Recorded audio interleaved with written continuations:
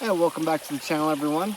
So I'm out here today trying to get some crawling video for you guys, and I promised you I'd try and get out and get a video of the SCX10 PRO with the Injora IR60 body on it. So I've got that with me today.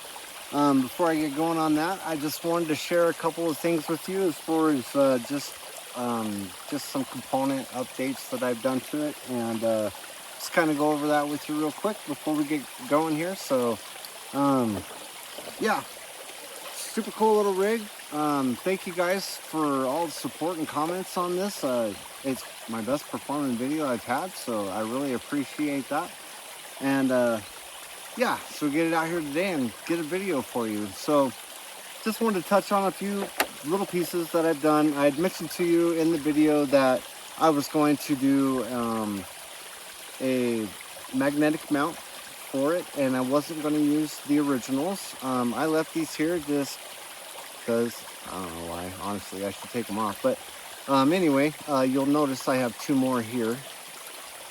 So what I did was I used this type of mounting system and used that to mount these here, just because I wanted to keep my original front bumper and all of that kind of in place.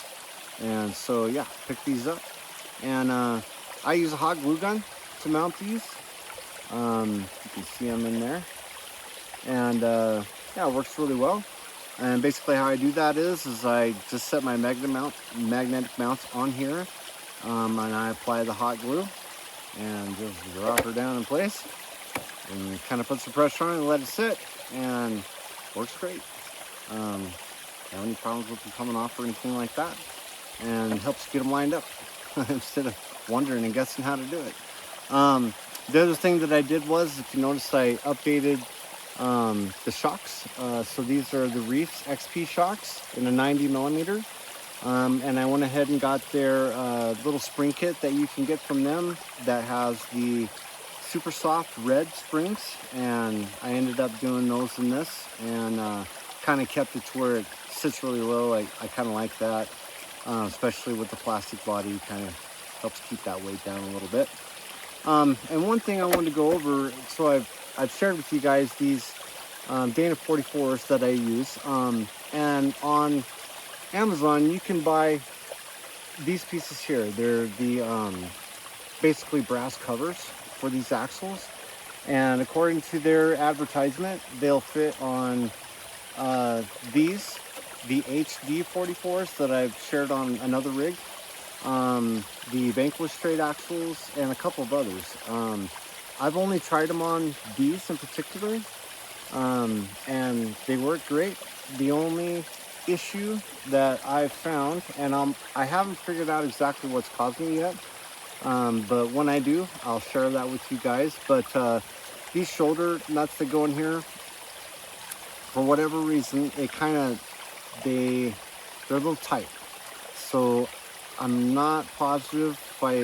What I'm thinking is maybe that I'll try and find a real small little washer and put it between these pieces and the tops of where they mount and the bottom, just to give it a little, because I think it's just over tightening a little bit. So if you do this, make sure that you use Loctite, because those shoulder bolts will back out a little bit. And it seems that's pretty common in alloy axles to begin with.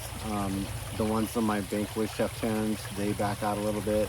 My MEUS Axle, they back out a little bit. So it's a pretty common thing with alloy to begin with.